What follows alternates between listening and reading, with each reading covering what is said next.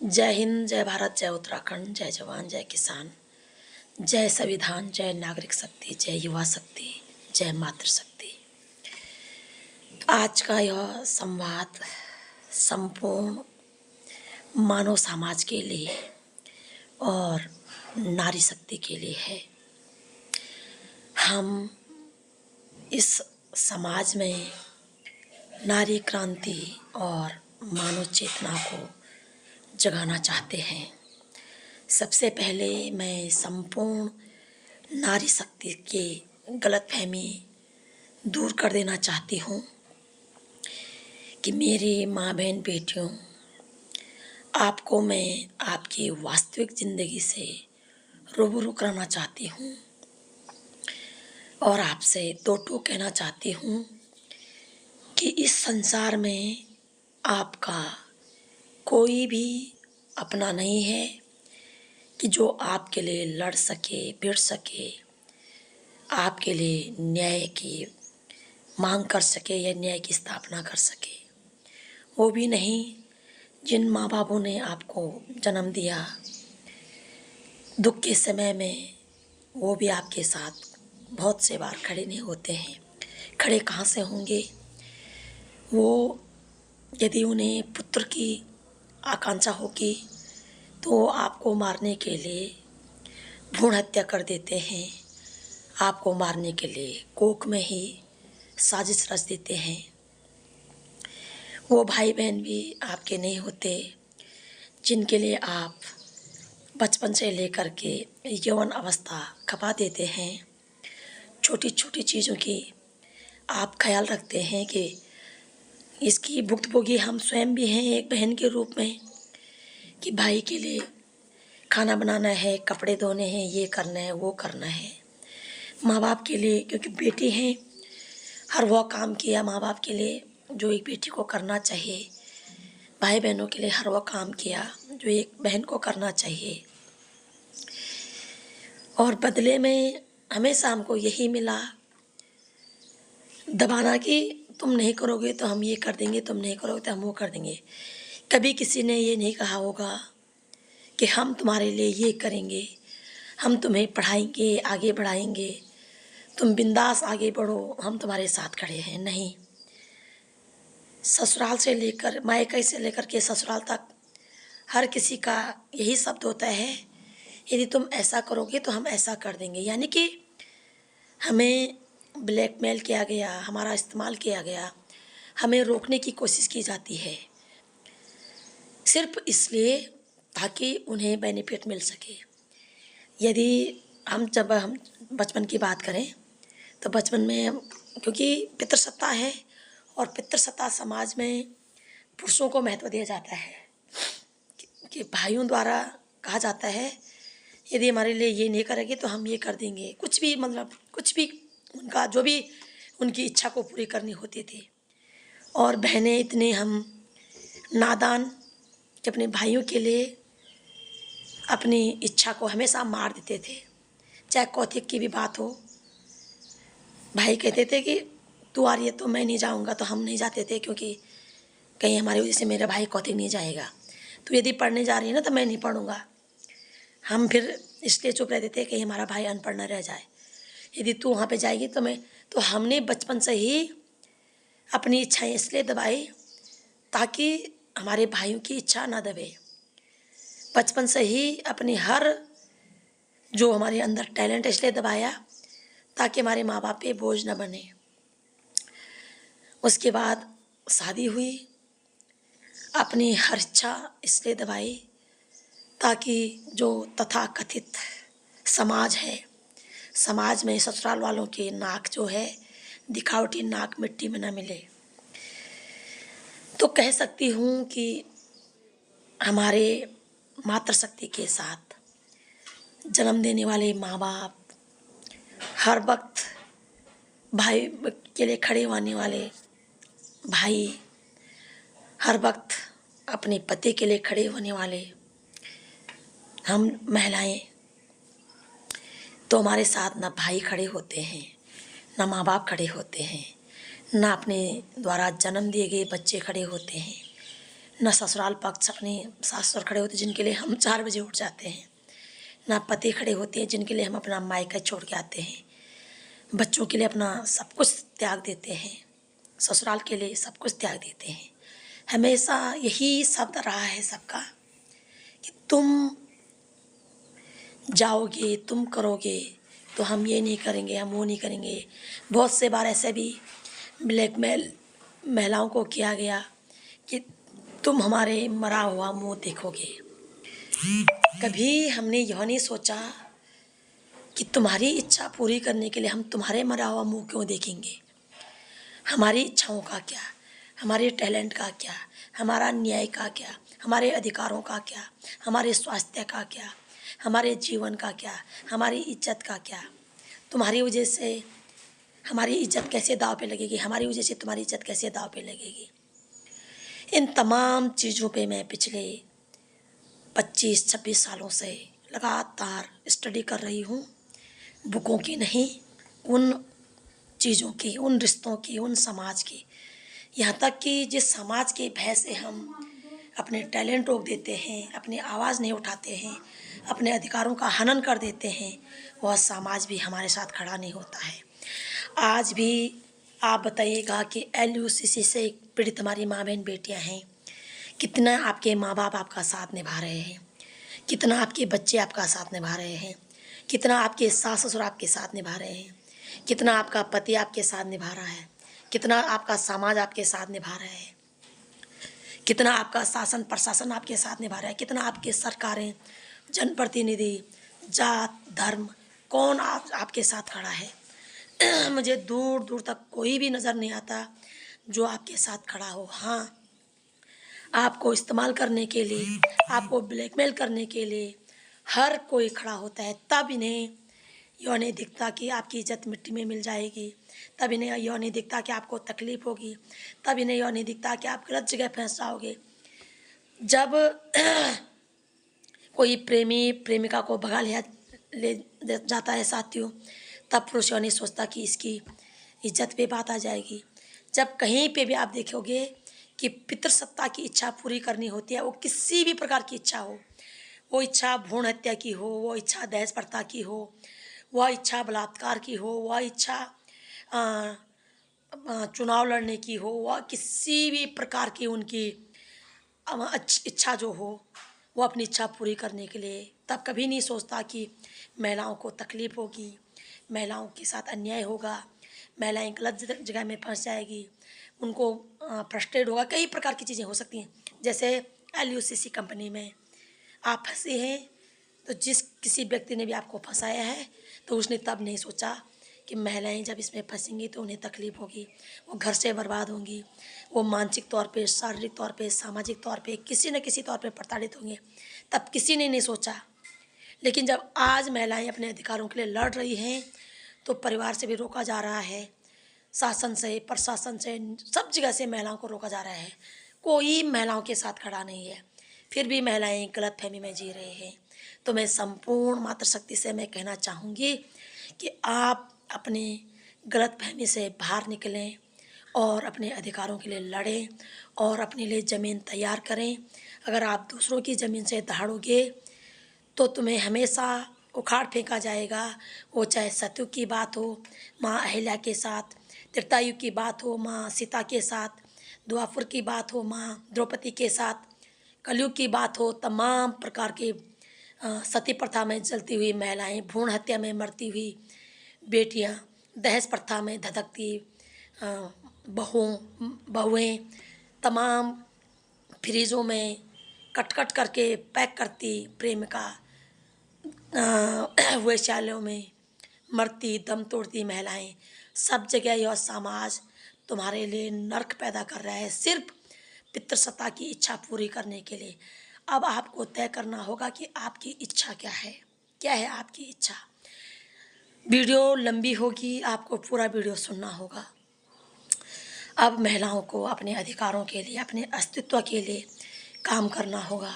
मेरी बहनों और पदकद में बैठे, हर जगह बैठे मानव समाज जिसे हमने जन्म दिया है, आप लोगों ने अक्सर देखा होगा कि हमारे आँखों में हमेशा आंसू रहते हैं। वो आंसू इसलिए नहीं है कि हमें व्यक्तिगत तौर पे कोई तकलीफ़ या कोई परेशानी है। आज मैं आप लोगों को अपनी अंतरात्मा की बात बताना चाहूँगी कि हम इस संसार के हर प्रकार के भौतिकवाद से, आस्था और नास्तिक से परे हो चुके हैं। हमें किसी भी प्रकार का पद का, धन दौलत, रुपया पैसा, मान सम्मान का कोई लालच नहीं है। हम इससे भी परे हो चुके हैं। हमें मौत का भी कोई भय नहीं है। हम इससे भी परे हो चुके हैं। हमारे आँखों में आंसू इसलिए हैं क्योंकि हम आपकी मनोदशा को देख कर के, आपकी हालत को देख कर के बहुत ही ज़्यादा पीड़ा में हैं आपके लिए। अगर हम चाहें आज अभी इसी वक्त इस शरीर से मुक्त हो सकते हैं। हमने वो अंदर की चेतना जगा दिया है। हम समझ चुके हैं इस संसार के भौतिकवाद में, ये झूठे मान सम्मान में, दिखावटी में, किसी भी प्रकार की चीज़ में कुछ नहीं रखा है। कोई भी व्यक्ति आज वास्तविक जीवन नहीं जी रहा है। सभी या तो दिखावटी जीवन जी रहे हैं, या घमंडी भरा जीवन जी रहे हैं, या नास्तिक जीवन जी रहे हैं, या सिर्फ झूठा आस्तिक जीवन जी रहे हैं। वास्तविक में कोई भी नहीं जी रहा है। और आप लोगों की मनोदशा देख करके मुझे बहुत ही ज़्यादा पीड़ा हो रही है। और मैं आपको चेतना में लाने के लिए अपने शब्दों से, अपने कर्मों से, अपने आंसुओं से आपको जगाना चाहती हूँ। मैं जानती हूँ मैं जिस किसी के भी अगेंस्ट यदि मोर्चा खोल दूँ तो उस गैर चेतना को झुकना पड़ेगा, उसे हार मानना पड़ेगा। लेकिन हमारा मकसद किसी को झुकाना, किसी को हराना नहीं है। हमारा मकसद आप सभी की मनोदशा को ठीक करना है।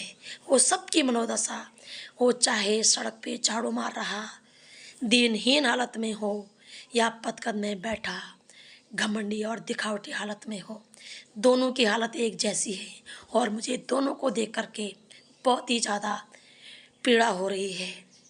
जो सड़कों पे झाड़ू मार रहे हैं उनकी हालत भी दीनहीन है। उनके मन में भी अपने लिए हीन भावना है कि मैं कमज़ोर हूँ, मैं कुछ नहीं कर सकता। और जो पदकदों में बैठे हुए हैं उनके मन में भी स्वयं के लिए खुश मिजाज है, झूठा घमंड है, दिखावटी जीवन वो जी रहे हैं कि हम सब कुछ कर सकते हैं। दोनों गलतफहमी में हैं। जो दीनहीन हालत में भी है वो भी गलतफहमी में है कि मैं कुछ नहीं कर सकता। और जो पदकद में बैठ कर के झूठे घमंड पाले हुए हैं वो भी गलतफहमी में है कि मैं सब कुछ कर सकता हूँ। तो मुझे दोनों की हालत को देख कर के बहुत ही ज़्यादा पीड़ा हो रही है, बहुत ही ज़्यादा पीड़ा। और इस पीड़ा को मैं आंदोलन के माध्यम से, अपनी स्पीच के माध्यम से, अपनी राइटिंग के माध्यम से, अपनी आंसुओं के माध्यम से, अपने आक्रोश के माध्यम से आप लोगों तक पहुंचाऊंगी कि जितना जल्दी आप लोग अपनी वास्तविक जीवन जिएं, जितना जल्दी आप लोग अपनी अंतरात्मा की चेतना को पहचानें, उतना जल्दी आप सभी का जीवन नॉर्मल होगा। मैं परसों की भी मैं बात देख रही थी कि जब हम ये LUCC के संदर्भ में आंदोलन कर रहे थे और मैं वहाँ पे वर्दीधारी सभी भाई बहनों की चेहरे की थकावट, चेहरे की लाचारी, विवशता देख रही थी। आपको क्या बताऊँ मैं अपनी अंतरात्मा की बात। इतना मुझे तकलीफ़ हो रहा था, मैं आपकी तकलीफ़ बिल्कुल बर्दाश्त नहीं कर सकती। मैं अपने थानेदार भाई साहब की चेहरे की मायूसी देख रही थी। मैं हैरान थी कि आपको तो पदकद भी मिला है, वर्दी भी मिली है, फिर भी आप परेशान क्यों हो। मैं तहसीलदार की भाई जी की आँखों की, चेहरे की झुंझुलाहट देख रही थी। आप तो बड़े पदकद पे बैठे हो, आपके चेहरे पे ऐसे झुंझुलाहट क्यों? मैं अपनी पदकद में बैठे मंत्री संतरियों के अंदर की घबराहट को देख रही हूँ। क्या आप उन पदकदों पे बैठे हुए हो? फिर घबराहट क्यों? जानते हो क्यों? क्योंकि आप सब झूठा जीवन जी रहे हो, आप घमंडी जीवन जी रहे हो, आप दिखावटी जीवन जी रहे हो। आप पदकदों का तो बहुत दूर की बात है, आप अपनी मनुष्य योनि का भी सही उपयोग नहीं कर पा रहे हो। आप अपनी अंतरात्मा में बसे परमात्मा का भी सही उपयोग नहीं कर पा रहे हो। आप झूठे उसमें फंस चुके हो, जिसके कारण आपको कुछ भी नहीं दिखाई दे रहा। आपको लगता है कि हमारी ड्यूटी सिर्फ लोगों को डंडा मारना, उठाना, एफआईआर दर्ज करना, ये करना, सो करना है। आपको लगता है कि हमारी ड्यूटी फूल माला पहनाना या ये ड्यूटी नहीं है। आप सबकी ड्यूटी वास्तविक जीवन जीने की है, अपने आप को भी आनंद प्राप्त करने की है, दूसरों को भी आनंद प्राप्त करने की है। जब आप अपना वास्तविक जीवन जियोगे, आपको अपने द्वारा किए गए हर कर्मों का पछतावा होगा कि हम किस झमेले में पड़े हुए थे। यदि हमें पदकद भी मिल गया था, तो उस पदकद के थ्रू हमने समाज में न्याय की स्थापना क्यों नहीं की? समाज में ईमान की स्थापना क्यों नहीं की? सच्चाई की स्थापना क्यों नहीं की? हमने अपनी झूठे दिखावटी मक्कार घमंडी चीज़ को फैलाने के लिए लोगों का शोषण क्यों किया? उस शोषण से हमें क्या मिला? मैं आज समझती हूँ इस बात को कि हर कोई अंतरात्मा से परेशान है, और वह आपकी परेशानी मुझे बहुत ही ज़्यादा तकलीफ पहुँचाती है। और हम हमेशा आपकी दशा को देख करके बस आंखों में आंसू आते हैं, और आपकी दशा हम सुधारेंगे, अंतिम सांसों तक सुधारेंगे। आपकी जानकारी के लिए मैं बता दूं, आप हमें जहाँ भी रखोगे, जेलों में रखोगे, थाने में रखोगे, सड़क पे रखोगे, नदी के किनारे रखोगे, जहाँ भी रखोगे, वहीं पे हमारे लिए हमारी अंतरात्मा का स्वर्ग है। क्योंकि हमें फिर से कह दूं, आपकी याददाश्त दोहराने के लिए, हमें इस भौतिकवाद से कोई लेना देना नहीं है।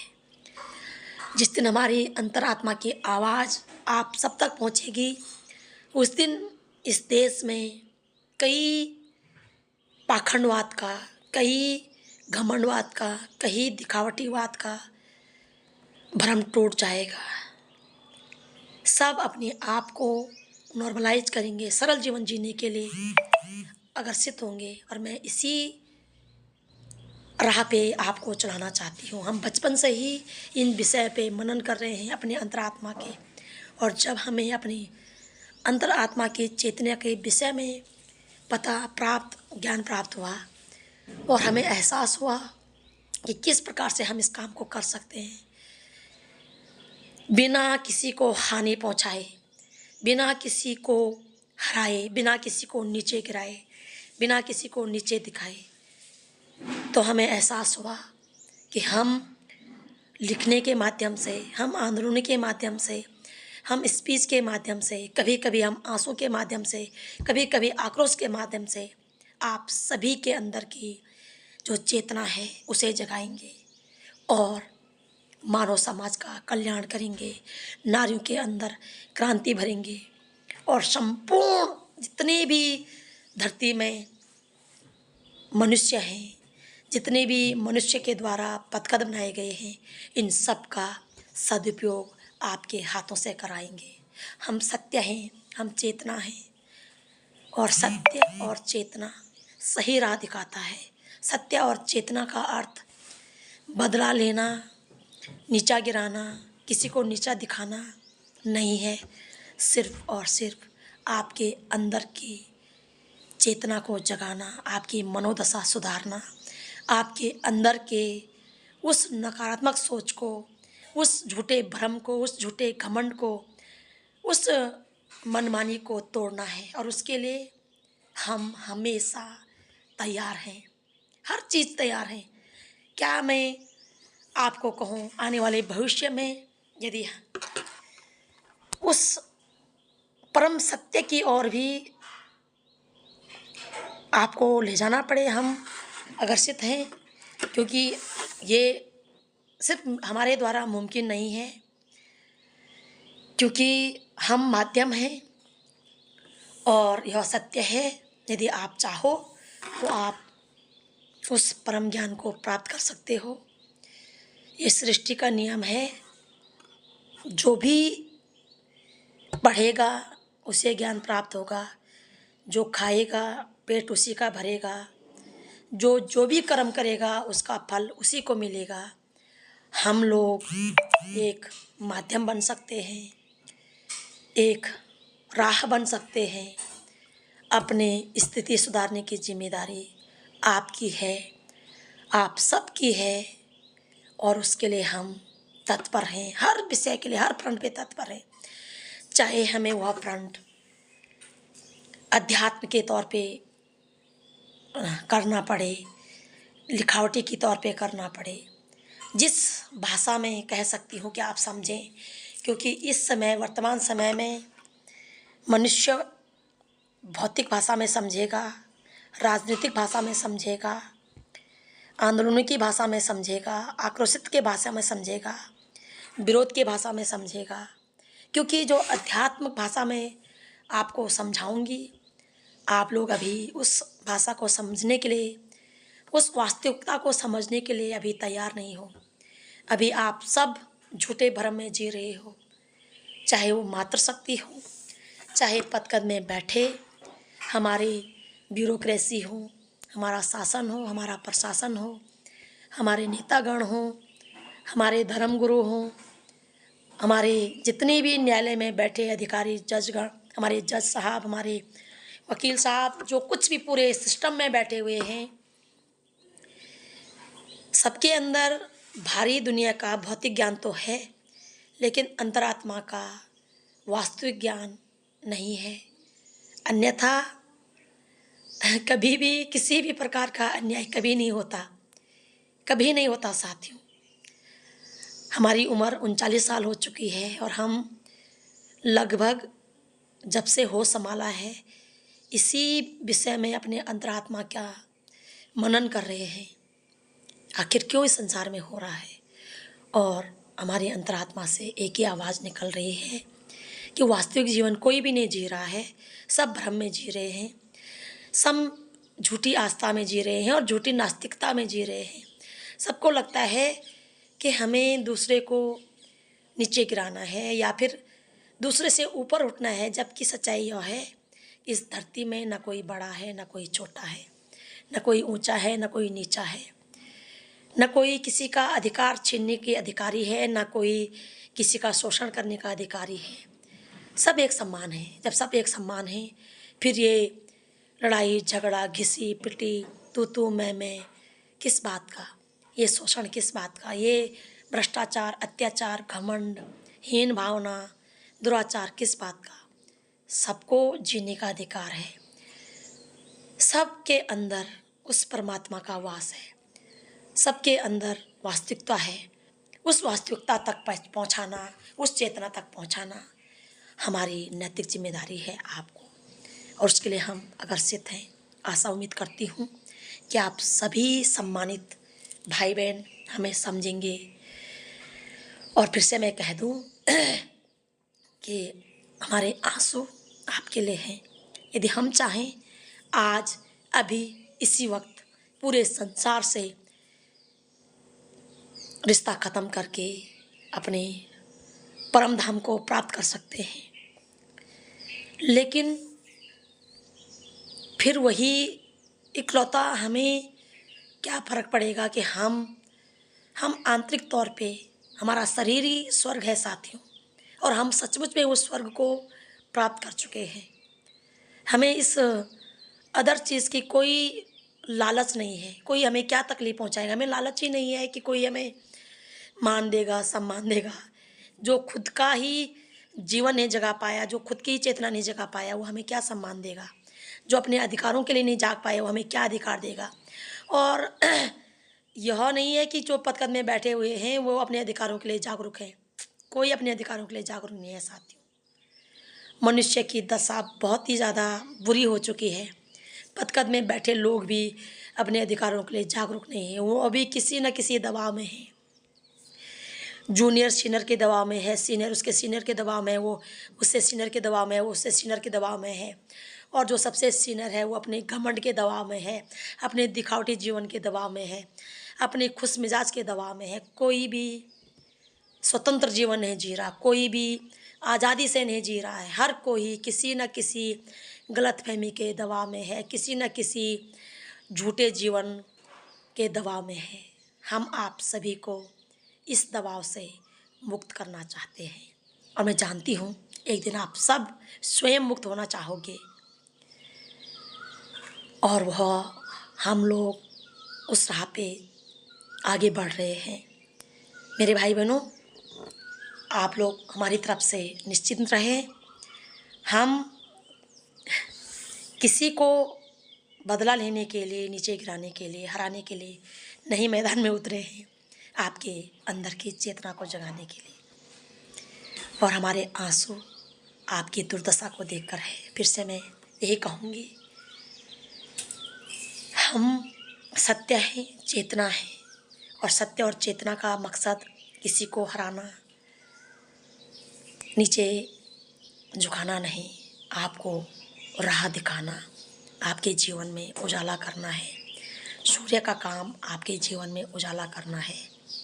ऐसा उम्मीद करती हूँ आप लोग जरूर जागरूक होंगे। जय हिंद, जय भारत, जय उत्तराखंड। सभी समझ भाई उत्तराखंड।